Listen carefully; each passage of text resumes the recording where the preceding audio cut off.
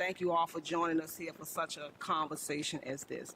You all want to give us a little background about yourself before we jump into the documentary, or the documentary I would call it, the 4-part series that I had the pleasure of looking at. I want to just see if you all want to just talk a little bit about yourself before we jump into that. Well, as you said, I'm Terrence. Most people know me as T. Rich. Grew up in Sussex County. Basically, when all this happened, I had moved, like in my teenage years, to Waverly. So this is kind of like where I met Ferron at. You know what I'm saying? During the time of moving to Waverly, which he was like younger than me, but that's where we was at the time.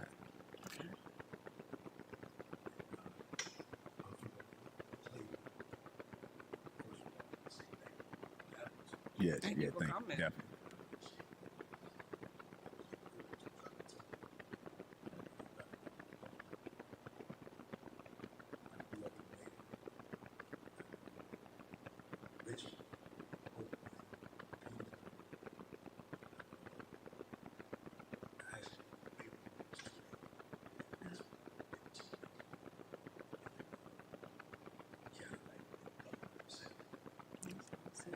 That's awesome. The first thing when I was looking at the documentary, the first thing I think that your lawyer said that really stood out to me is that he said that we have not advanced in our criminal justice system. And that stood out to me, the fact that here we are in 2026, and that was like one of the first things that he said. And as we look at what's happening today, this is a still true statement that we have advanced in a lot of areas, but the criminal justice system is just not one.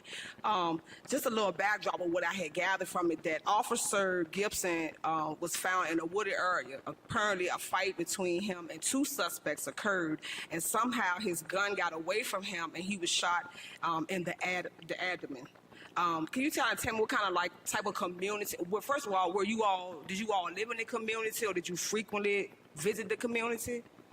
Well, I actually lived around the block, and you know, he kind of grew up a little bit in the community as well.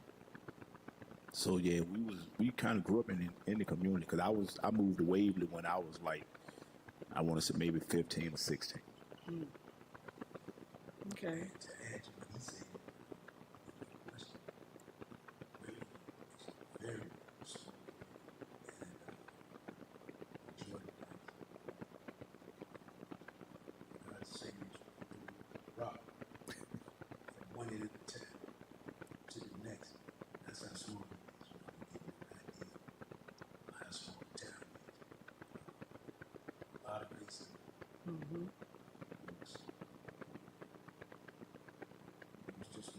Corruption, hate, all that. And everybody basically know everybody. Yeah, that's what kind of stood out to me when the police chief was talking. And he kind of like captivated my attention when he was saying that they picked him to be the chief of the police, but his officers were predominantly Caucasian. Right. And when I went there looking, he had said something about 65% of the town were like black people, so African Americans. So you just think about that from the perspective of, you know, people can come to their own conclusion of what you would think about why they put him in charge of you know. So we not, you know, we can just kind of, you know, just draw from that. And then we also know that Waverly, Virginia, is the housing of like 2 state prisons here in Virginia. So like I said, for to have a small community, but 2 of the major prison systems are in this small community, kind of tells you a little bit about the community. And he was the first black chief of police ever down there. Wow. Wow. Yeah. Wow. So, you know, that says just a lot about how they choose to represent us. Right. Yes. You know, how they choose to represent us and what they do. So please, if you get a chance, go on YouTube and watch the documentary. It was a 4-part series. It left me wanting to know more and to indulge a little bit more. And kudos to your lawyer, because he was just, Mr. Adams just was on it. Yes. He was really, really on it. He was really, really on it. Still on it. Wow. And just to let people know why he fights so hard is because he was once wrongfully convicted. He did 8 years. Wow. In prison before the Innocence Project got him out. He became a lawyer, and we end up having the opportunity to have him fight for us. Wow. Wow. So on the day of this incident, were you all in the area or in the community when this happened? Well, we was in Waverly, Okay. but we wasn't in the area where this happened at. Right. So yeah, we was in Waverly that day. Right. Right. You know, I was like, basically, I was like in the what you would consider like the middle of town when all this happened. So at any point, did you ever come in contact with the officer during this time or never had any interaction? No, To this day, other than pictures, after seeing him like in newspaper articles and stuff like that, I never seen him. Wow. yeah, I and never saw what the was guy. so crazy was like, truly, we both was up in Petersburg at the time. Like we was really hanging out in Petersburg around this time it happened. We just so happened to go down there that weekend. Wow. He went down there, like he has an uncle down there, you know what I'm saying, that lives in like the elderly apartments. So he kind of went down there because he always come down there to see his Uncle Ro. He just so happened to go down there to see his Uncle Ro. I just so happened to go down there to see this guy named Sean Wooden, which eventually turned out that the police paid him off the lie and said we weren't at the house. I went down there to see him for his birthday. Wow. Wow. And like I said, I've been moved from Waverly. I had started living in Richmond at the time. Petersburg, between Richmond and Petersburg. So the night before, because he actually got killed, it was Saturday. April 20th, 25th, 26th. And I think I had left Waverly about 7 or 8 years prior to that occurring. You know what I mean? And I happened to come down to visit the night before, which was that Friday night, to visit my daughter, and like he said, my uncle, and got trapped off in something that I had no idea about. Something that I had no idea about. So do you all know when you all first heard about the incident and where you all were when y'all heard about this happening? For me, I was at the guy Sean's house the day that it happened. And how we found out about it, a girl had called his house. And she was calling for her boyfriend, which they lived next door. He didn't have a phone. So they used to come over to boy Sean's house to use the phone. So she was the one that originally told us that a police officer had got shot.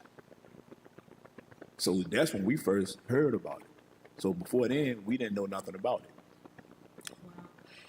Before this incident, had either one of you ever been incarcerated before? No. No. I did, minor offenses, driving. Like I said, we were young at the time, so, driving, just typical teenage stuff. But as far as a serious offense, no, not at all. Not at all. I had a speed ticket and a seatbelt ticket. That's what I had. Wow. Yeah. So can you tell us a little bit about when they all came to you accusing you of like this crime? What was that moment for you all when they? But since they lock you up first, Well, what happened with me, me and the guy Sean, we was walking down the street, and we had just passed this store called Adobe Store. Like, that's where everybody go to, their little hangout there. But we was getting ready to go back to my house, and Sean's grandmother lived kind of like 2 houses across the street, so that's where we was about to go. So as we was walking, we see like 3 or 4 police cars. They pass by us. We're not thinking this is Sunday now. This is a whole day after the situation happens.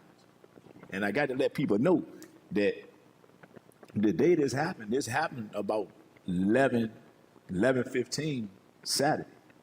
So now a whole day has went past. This is going into the next day around 1 o'clock. And the police cars pass by. I'm not thinking nothing about it. We walking down the street, so out of you hear like the cars hitting like the gravel, and the cars turning around.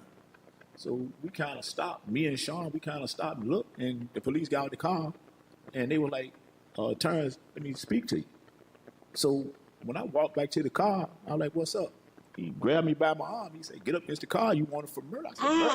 I said, "Man, I ain't killed nobody." I said, "What is y'all talking about?" And Sean was telling me the same thing. Like, "Hey, man, that man ain't killed nobody. We ain't killed nobody. What you talking about?" They was like, "No, we don't want you. We want him." He said, "Man, that man was at my house." I said, "Man, what is y'all talking about?" I said, I ain't killed nobody. I said, what is y'all talking about? And they put me in the car. You know, and like I said, if I suppose they had killed somebody, why when y'all come out with y'all guns drawn? Why y'all you just, you know, Right. calmly call me to the car? Right. Right. Wow. It's crazy. Wow. And how did you get caught up in the midst of it? Like I said, I stayed with my uncle that Friday night, the night before the police officer actually got killed. And the next day, I'd get up, because like I said, the town's small. Everybody know everybody. So a regular routine when I am in town, I go to my uncle's house, get up, take me a shower, and then I'm going to go into town and try to, you know, see some of my partners or whatever. So as I'm walking, I left the house probably about 11:30. Like I said, they said the officer, he supposed to got killed at about 11:15. 11:15. I didn't leave my uncle's house until about 11:20, 11:30, right? And still not knowing, didn't have a clue what was going on. So as I'm walking into town, I see police cars. I'm talking about up and down the road, flashing lights. I'm talking about they coming from everywhere. Keep in mind the town's small, you know. So that's kind of like, you know, unheard of. Like what is going on out here?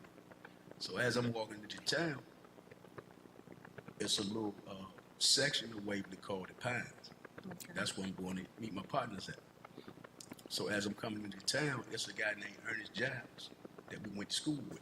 Well, he's a little older, but we went to school with his brother, which was a police officer at the time. So I'm like, Giles, man, what's going on?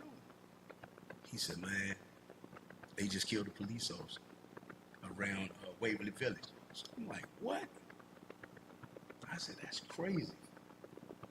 That's crazy. Still, until that moment, that's the first time I heard anything about the murder of a police officer. Wow. So when I heard it, I go about my day. I'm still in Waverly. Like I said, if I had something to do with that, I'm in Richmond, Petersburg, Hopewell. I'm still walking around the town, like, not having a clue what's going on. You know what I mean? Make a long story short, that night, go back to my own house, where I go about my day, meet my friends. Back in my own house. Police never came. Never heard, you know, I wasn't even a suspect. So to this day, I'm still puzzled as to how did I become a suspect in this police murder.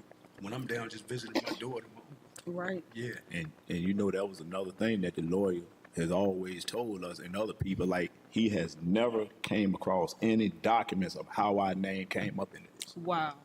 to this day. That's gonna be one of my next questions. How was the relationship between the police department and the community during that time? Well, they had the police, the two police that pinned this case on us. He was a dirty police.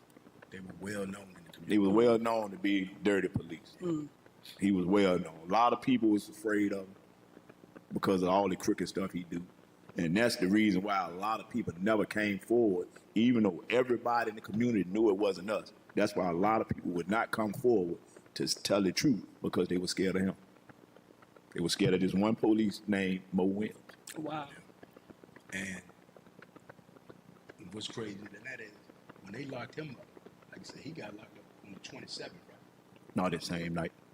They locked you I up. mean, well, that Sunday at like 1 o'clock. Right. So Sunday. kind of like the next day. Right. So that Sunday evening, they had him on the news. And I'm calling my sister. My sister called me. She was like, Ron, you see that? You know they just locked Terrence up. That's crazy. I said, what? Had no idea. I said, they locked Terrence up. Both of us, immediately.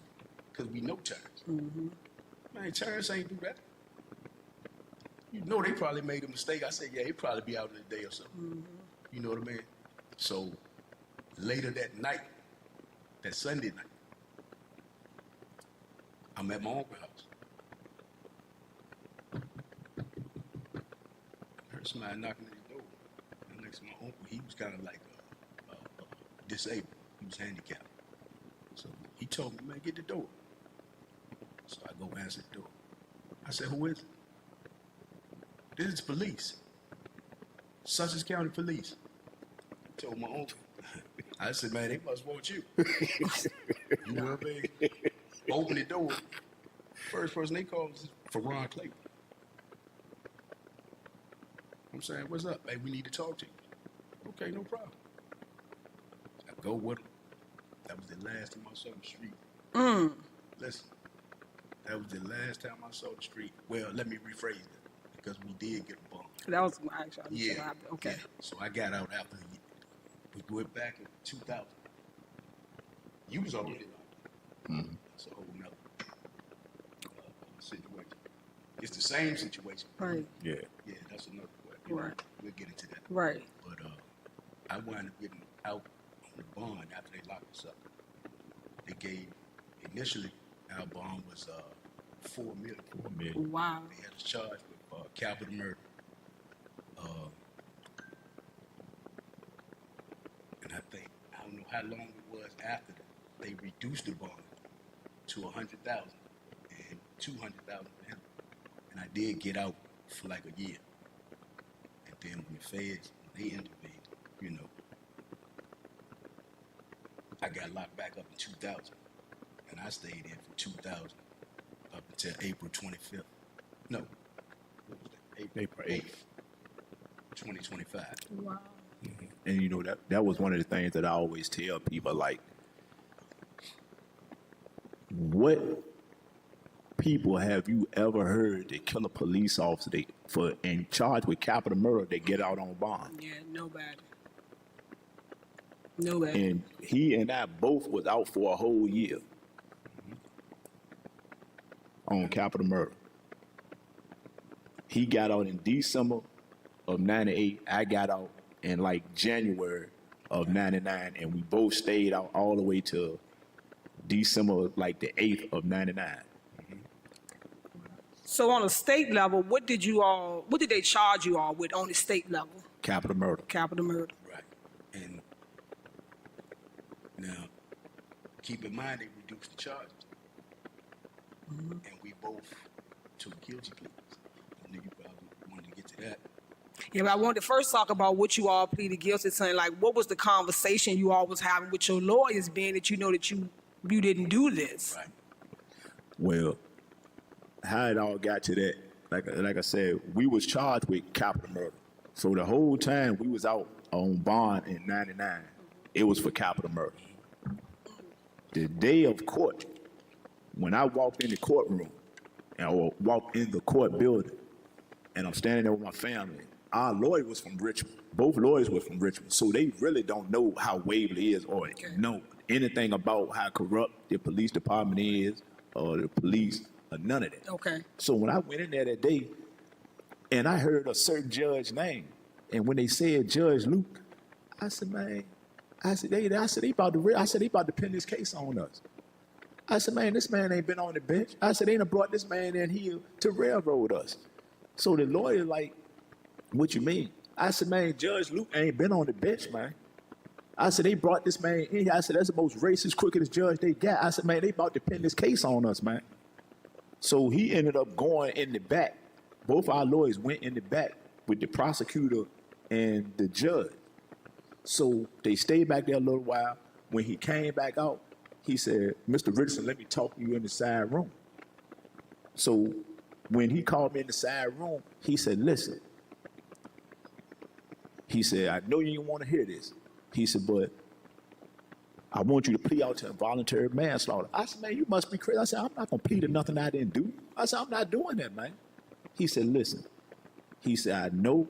He said, but you ain't never really been in no trouble. He said, but right now, he said, the judge and the prosecutor just got to arguing back there.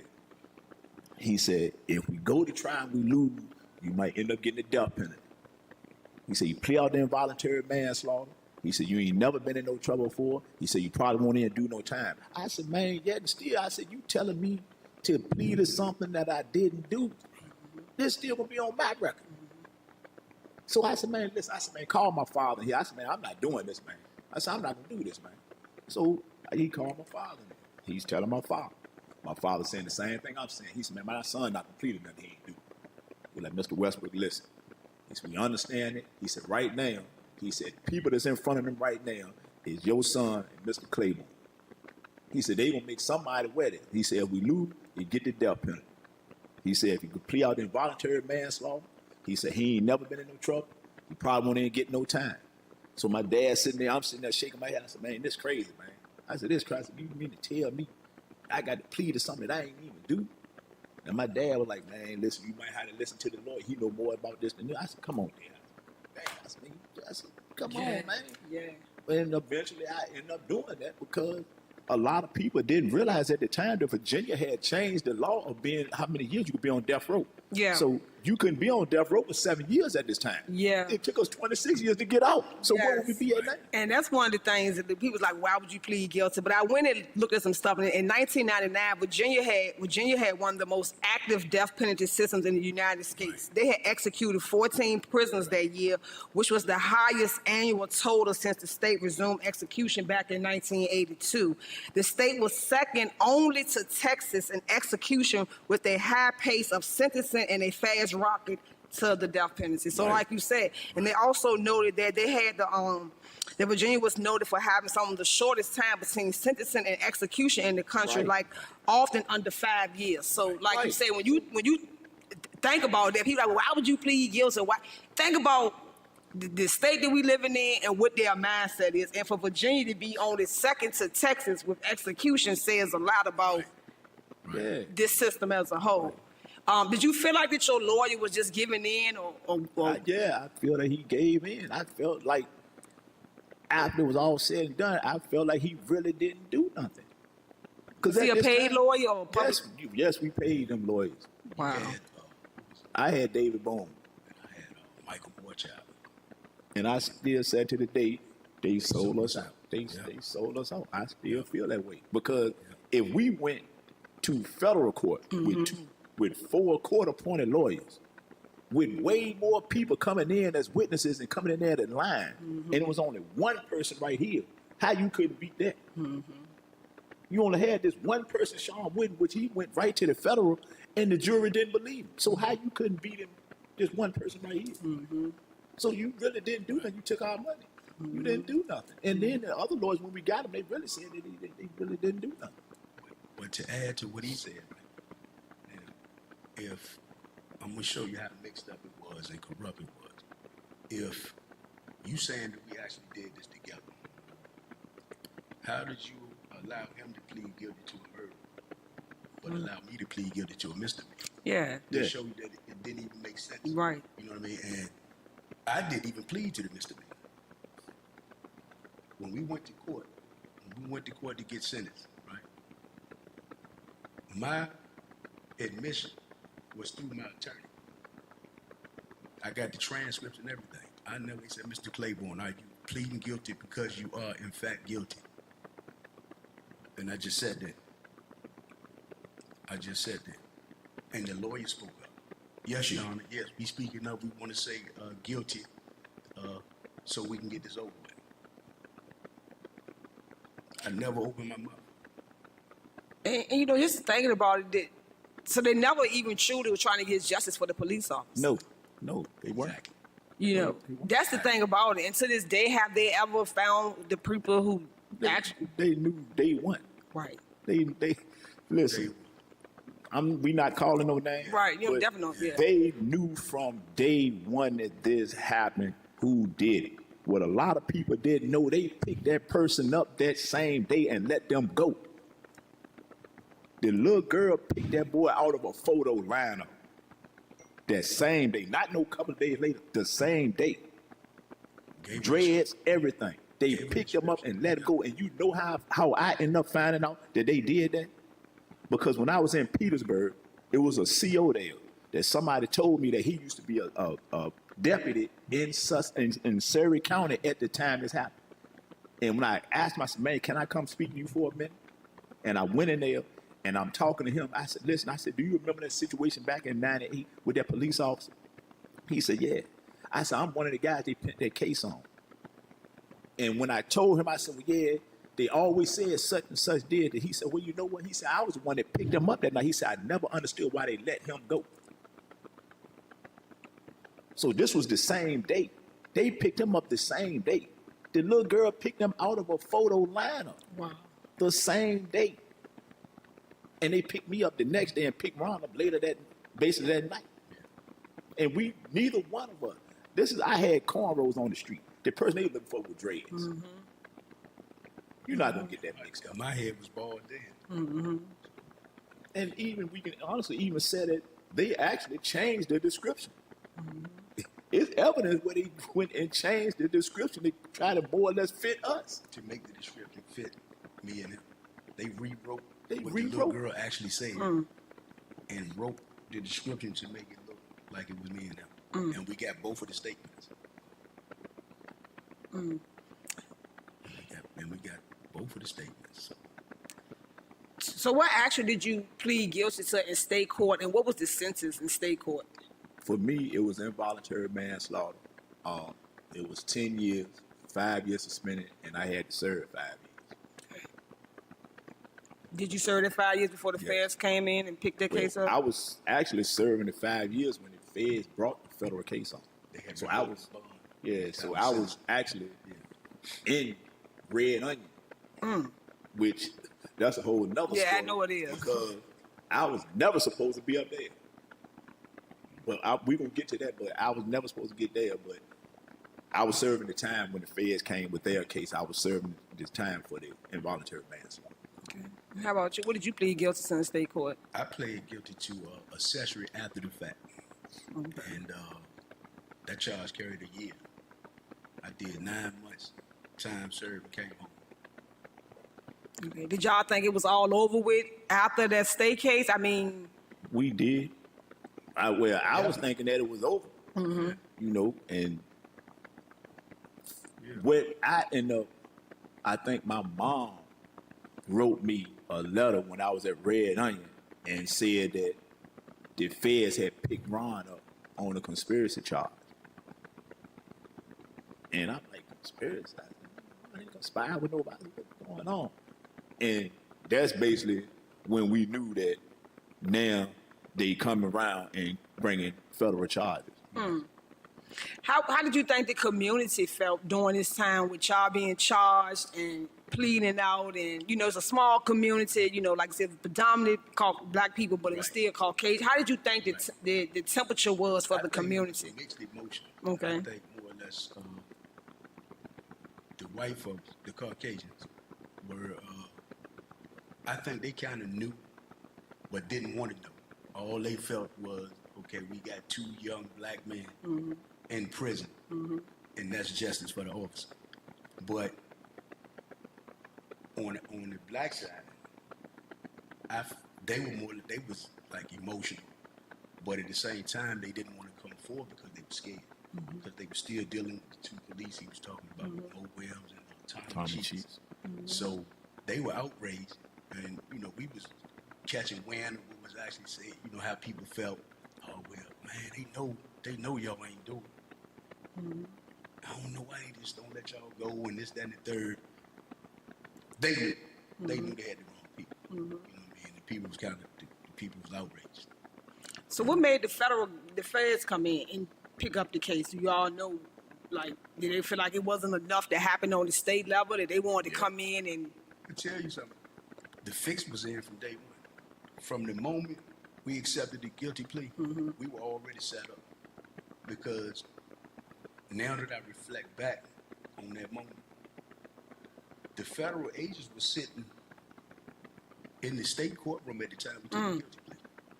I didn't know who they was at that time until they actually arrested us. But they was already investigating the officers, was sitting in on this case. So that's why I kind of knew like the fix was in, even with our lawyers, even with the lawyers, because they had already took money from our family and they didn't do nothing. You know what I mean? We still had that black cloud over our head. You already took the money from the family, and you asking for more money. Because like when I was out on bond, my lawyer was telling me that it was an investigation going on. It was one of my partners. They had already started taking people to the grand jury, questioning them about alleged drug activity. You know what I mean? And this is on the state level or on the federal It's level? on the federal It's on the federal level. Yeah, Okay. Yeah, so like I said, after we took the plea, Okay. he was already locked up. I was out, like I said, for about a year. And so they was actually, you know, I'm with some of the guys that you taking to the grand jury. They saying stuff, but they not saying stuff. Like one of my partners, supposed to be my best friend. Whole time I'm riding with this dude, but you've been to the grand jury. Saying what I supposed to done in the past. He's supposed to sold drugs, but I didn't know that they charged him with some stuff. Right. And gave him a sentence reduction to say, you know, so to narrate the story. That's what the feds did. They shook the town. They locked up 19 people. 19 dudes. All of them had drug records. Right. Like I said, me and him never been caught up in no drugs, no none of that. You know what I mean? And everybody that he used against us, they had 3 and 4 drug records. Yeah, I had saw that, and I'm gonna jump there for 1 second, but Okay. let me ask you about how was your family during this time? Like knowing that you all were innocent, knowing that people they put you all on the news, people know who your family is. How was your family dealing with all of this during that time? Hey, my mom was crushed. I'm her only child. She was crushed. You know, my grandmother, my aunt, dad, you know, they was crushed. You know, I had just had my son. He was 3 months old. My daughter was about 4 at the time all this happened. So, man, it was crushed. Like all my family, my cousin Lonzo, like even when you look at the back of the book and you see me walking through the courtroom doors, he's the one opening the door for me. You know what I'm saying? He was crushed, you know, and not to really go there or get off the subject, but they even tried to rough him up. Wow. The feds. The feds roughed him up, slammed his head onto the trying to get him to lie. And it was crazy what these people was doing. But yeah, our families were crushed. Our families were crushed. My mom, dad, sisters, my little brothers, they wasn't but 9 and 10 when I left. You know, and so we missed so much time out. You know, seeing them grow in pictures. You know, that kind of that hurt. That hurt.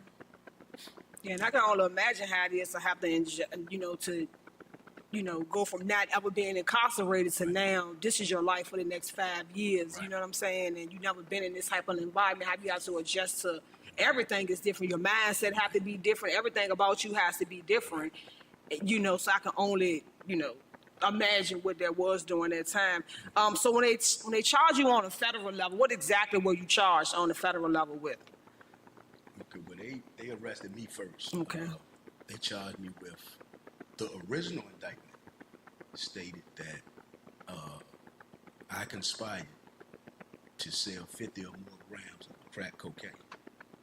Now, you got me in an indictment with just my name saying that I conspired with who? So at that moment, I knew like something wasn't right.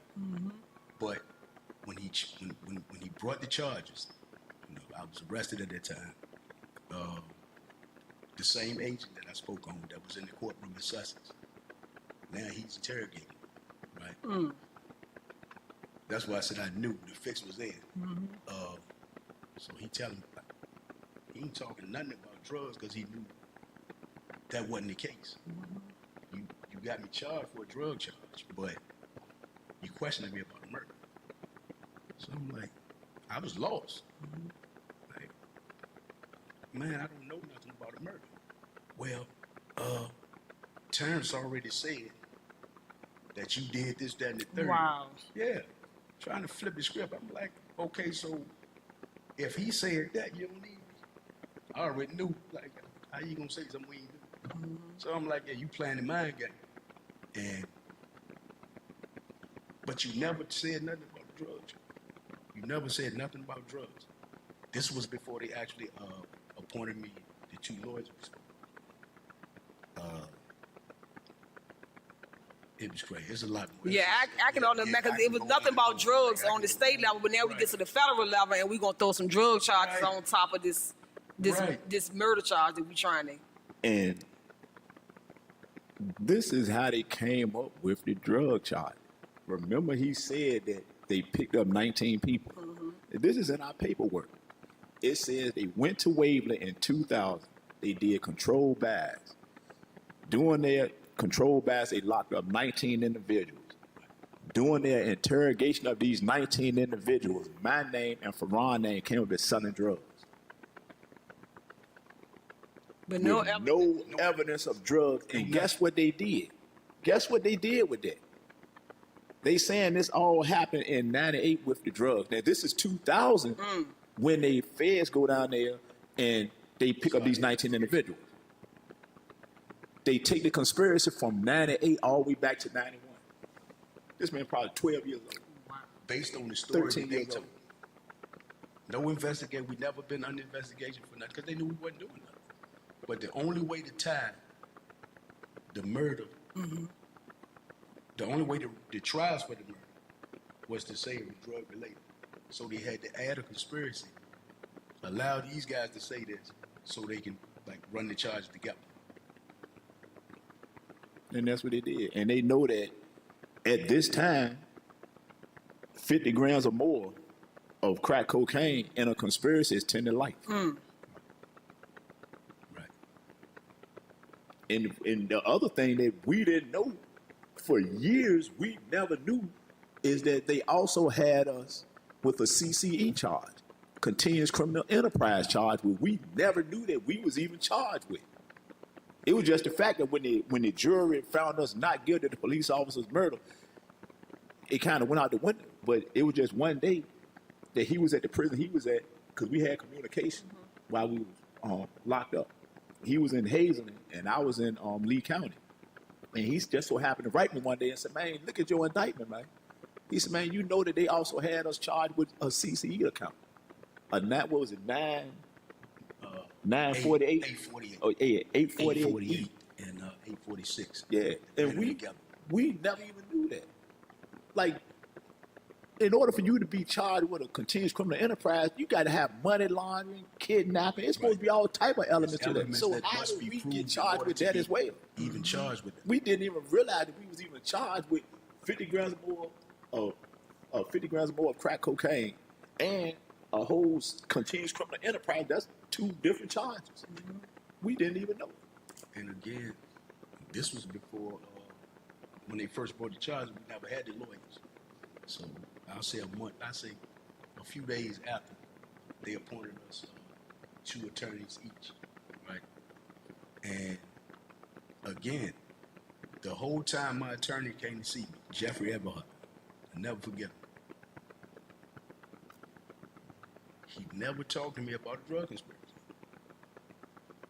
The feds was using him to coerce me into pleading guilty. Every time he visited me, man, I don't know nothing about a murder. They assumed that because we pled guilty in the state, that we would do the same thing with the feds. I'm like, man, look, we gotta fight this. We have to. And he told me, well, Mr. Claiborne, if they find you, if for some reason you get found not guilty for this murder, we're going to still backdoor you. You're going to still get life on the conspiracy for the murder. That's awful. That's awful. Because the drug charge carried 10 to life, excuse me. Yeah, that's Because awful. Yeah. That's awful. And I just have to ask, as we talk about this drug charge, have you ever sold drugs or ever been convicted of selling drugs No. in any way, even before this situation happened? Never. No. Never. And to make matters worse, like I said, that was the only way they can connect us to a conspiracy was to arrest the 19 individuals they did, who every last one of those individuals had multiple drug offenses, priors. So the reason that they used them to test it, well, what they did was they offered them sentence reduction for their testimony. You know what I mean? And you know, to get a lenient sentence in their offense to Yeah. make up a story. Yeah. Yeah, I saw that in y'all documentary. I don't remember if it was part 2 or part 3. I was just so captivated with it all. But I saw that when you said that every person that testified against you all, they did it in exchange for having their own cases dismissed. Right. And that just says a lot about the company that we keep, the people that we just really don't know people, that they will be willing to Right. go to beyond the extreme. That says a lot about the system. It does. It know what I it mean? is, because it was like we couldn't even believe it, man. These were like guys we grew up with. Somehow we not gonna act and say we hung with, but like I Right. said, the community is small. We all went to school together. You know, we might have been in places at time all together, but some of these guys might not have been something we hang with every day. But we knew each other. We grew up around each other, and it was just unbelievable when the lawyers come in there and start showing you the names of everybody that's gonna come in there and say this, and this to get off the charges that they got. We don't have, like, his best friend. We was in the bullpen. He was next door to us in the bullpen. We had to, man, why are you doing this? Man, them people told us, man, we got to do what they said do, man. What you mean? And You then gonna send us away for the rest of our life? And you can't take your own charge? And Not only this was that, this man. you Listen, sending this us was this away man's best friend. with This was a lies. man that slept at his mama house. He was slept at his mama and dad's house, and vice versa. I don't condone the snitching, no way, shape, form, or fashion. But if you gonna tell on me, tell the truth. Yeah. You know what I'm saying? Don't come and make up something in exchange for something you did to get a lenient sentence. That's what I'm like. Come on, man.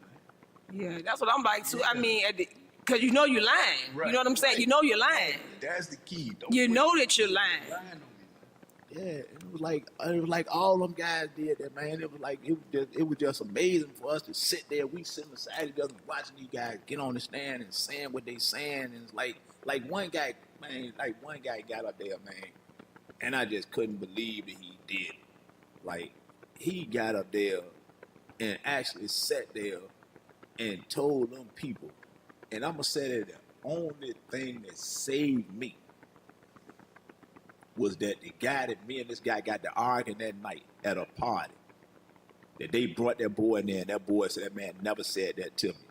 A guy went right on that stand and told them people that I told that boy, I'm going to kill one person today, don't make me kill you too. Wow. And just so happened, they brought that boy in, and that boy said, man, me and him was arguing. We were about to fight. That man never said that to me. I couldn't believe dude got on the stand and said, I could not believe. And the feds, the same bullpen we were talking about, the feds planted a guy from Farmville that I'd never seen a day in my life. I never knew who he was. And they allowed that man to come to the stand and say that he overheard me saying something in the bullpen. And what saved me was, I told my lawyers, there's cameras and everything in the bullpen. If I did something, why would I be sitting in front of a camera saying what I did? And when he ran that to the jury, they, don't even make sense. So y'all desperate to try to pin something instead of trying to figure out who done it. You content with just having two. Yeah, black men locked And up. it was so crazy because I don't know if y'all ever saw the TVA news footage to where the guy from the NAACP was speaking on our situation, and he was like, man, it's more hoes in this case than Swiss cheese. And it was, because nobody's testimony adds up. Nobody's testimony Was credible. was credible. Nobody. What case you ever seen with drugs and so-called murder that is no evidence on neither side? Right. And all the evidence on the murder supported us. It was in our favor. Which is why we got acquitted. Yeah, because like you said, taking it back to the state level, it's like, Right. this is a police officer Right. that was Right. killed, not just an everyday citizen. So like they was going for capital murder charges, and then Right. for them to, and they had such a strong case for them to allow you all to plead out to really next to Right. nothing. To nothing. To really next to nothing, and we're satisfied with it. Like you said, we can see the uproar from that community Right. who are saying like this wasn't a, we don't know really what happened behind the scenes, but like we said, on a state level, to be able to get somebody to plead guilty, then we can take it to a whole nother level with them. And that's what they did. And that's what happened. They And set us see, up. if you remember back when he said they basically told him that we're gonna backdoor you anyway, we didn't understand what they were saying. We didn't understand it because we never knew nothing about a law that allowed them to do that. Our lawyers knew that law existed. What is that law?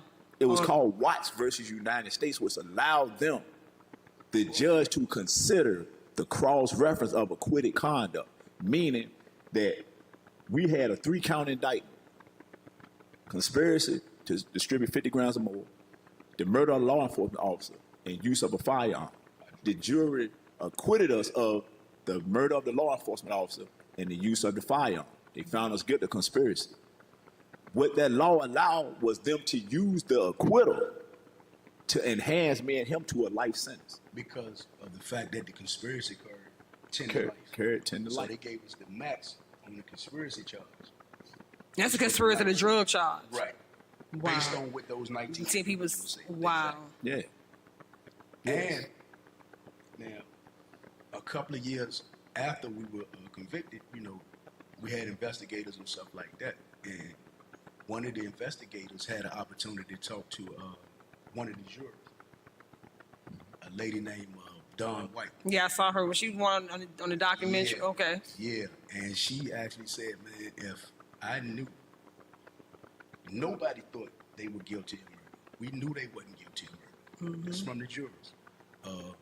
And if we knew that they could be sentenced to life the way that y'all did, we would have acquitted them on all counts. But like he said, nobody knew Right. this law existed until they actually, did it to us. Wow. We was the second case ever in the feds that was done to. Wow. And like you said, when you think about 19 people coming to testify and say, yeah, you was on overtime, from a juror's perspective, They gonna you're going to say- say, yeah, well, I mean, it's too many people Somebody, against something. yeah. They had to Right, do it somebody because, got so many individuals right, that say, yeah, right. they did this, they did that, they did this, and Right. they knew it. They knew Right. it. If we get enough people to say something, if we get enough people to lie, eventually somebody gonna believe it lie. Right. Yeah. And Whether it's true or not. and that's why I can honestly say today, I think that's what's so messed up, even sometimes dealing with the lawyers, because a lot of times the lawyers will tell you, no, don't go on the stand, you don't need to go on the stand. But guess what the jury looking at? The jury looking at everybody saying you did it. Right. You the only one that's not getting up there and saying you didn't Didn't do do it. it. But the lawyers be looking at this is their strategy. Yeah. We do have to put a pin in this conversation. I had told you on the phone, this probably gonna have to be a part 1, part 2, because we only get 1 hour as we go into Bible. So, we are 6:46. Okay. So if we could just pin it right there, I know we just really barely touched the surface of it. We haven't really got into what happened in the federal case. We didn't get really to happen to how you all came home and things like that. So we will pick that back up, whether either be next 2, we'll talk about that off camera. But I do want to, thank you all first and foremost, and they do have one of their books. If you want to talk a little, you got the books coming out. They got clothing lines. So even though they've been through all this horrific things since 1999 up until 2025, they have turned this into a way to help people and really get their own business off the ground. So you want to just talk a little bit about the books, where they can go find it, your clothing line. You do detail. They just came out here hitting the ground running. So you want to talk a little bit about the book and where we can go find the book at? Okay. Well, we do have a clothing line, and it's called Negus, and that represents African queens and kings, and it also represents leadership. So we kind of like started this when we was locked up, when we was incarcerated, and I would love for people to support it. We're in the process of putting together a website, and I'm gonna have the links to that soon. I'm gonna let him explain a little bit about the book. Yeah. The book is called Not Guilty, Sentenced to Life. And basically when we came with the idea of this, it was like we had the 2 thrones right here. And what we was basically saying at the same time, we had the clothing line too. So you can't really see it. But right at the top is one of the logos to our clothing line. And basically what we were saying is they was about to execute 2 kings. So that's why we had the throne set up like electric chairs. But, we wrote this book over during COVID. He pushed me to write. And we went, and it was like we was locked down for months. We didn't see each other. So when they finally did, kind of let us out. And I finished my part, he finished his part. And it was like, when I read his and he read mine, it was so crazy how everything just went right together. Like stuff that he talked about, I might have went in a little more on, and it just fell right into place. But yeah, about another week or two, we're gonna be putting this out. Okay. And this gonna be sold everywhere that books. It's gonna be available everywhere books are sold. Okay. And this book here is the reality of fiction. It's based on a lot of the things that's happening today, like the corruption, the hate, and stuff like that. And it's almost like real life events, but it's from a fictional standpoint. And this one you said is already on Amazon. Yeah, this is available in Amazon. And I have the links. I would love for y'all to go purchase it. I'm not saying it because it's my material. It's an amazing book, a lot of jewels, and I appreciate it if y'all would get it. Yeah. We're gonna put the books and the clothing line and the link on the bottom of on Facebook Live and things like that. And also put if you don't mind putting your business card online as well too. Like I said again, we're going to have to table this discussion. It's going to be a part 2 to this because we wasn't able really to touch the surface about a lot of things and things we want to talk about. But where can they go? Where can people go to read more about you all? What's next for you all? I know we're saying, well, y'all out now, but we'll talk about that in part 2. But what is still happening at this time, even though that you all Well, a lot of the things that we discussed could be seen on the link is NotGuilty_serving life. And you put that in, you can actually Google our names and everything about it. Everything that we've been through with that situation will pop up. And we would love for y'all, to get some insight on what we actually talked about so you can see that it's a lot of truth in what we're saying. Yeah. And you all are still fighting on the state level, right? Is it something Yes. still happening on the state level? You want to just talk a little bit about that we can all chip in, or what we can go? Right now we're in the state Supreme Court, and we're still fighting to overturn the guilty pleas. Okay. So yeah, that's still going on right now. So we still pushing for that. We hoping that the people will go ahead and do the right thing. Right. So. But we can learn more about that on NotGuilty_serving life. And not to mention one more thing. Go ahead. The Attorney General at the time. Well, say that for me, because I Okay, can cool. say that for today. All right. Because I went in when they did look at all of that a little bit, how he jumped in 2021, but your lawyer was in there in 2017. So I want to kind of like, just hold that just because That'll work. that really was like, you know what I'm saying? It was, how you all were able to come home, it was to me, it was just a lot. It was just a lot there. So we're going to say that for part 2. So hopefully people come back and join us on live, on YouTube, and the Sanctuary. We want to thank you again, Mr. Claiborne and Mr. Richardson, for joining us today. They were known as the Waverly 2. They were accused of killing a police officer in Waverly back in 1999. They pled guilty to some lesser charges. However, the federal government came in and found them guilty and was sentenced to life. So they just recently came home. We do want to thank you all. Thank you all for joining us in the Sanctuary on Facebook Live. All the information we're going to put at the bottom of on Facebook so you all can go and please purchase the book. Please support the book, the clothing line, his janitorial business, the trying to get the Supreme Court to turn over. We really, really have to stick together as a community and as people to, do what's right. So thank you again for joining us. And Thank you again. Thank you. Thank you. And we'll be back. Yeah, we're gonna continue. Like the this. Terminator, we'll be back. Yes, thank you. Oh,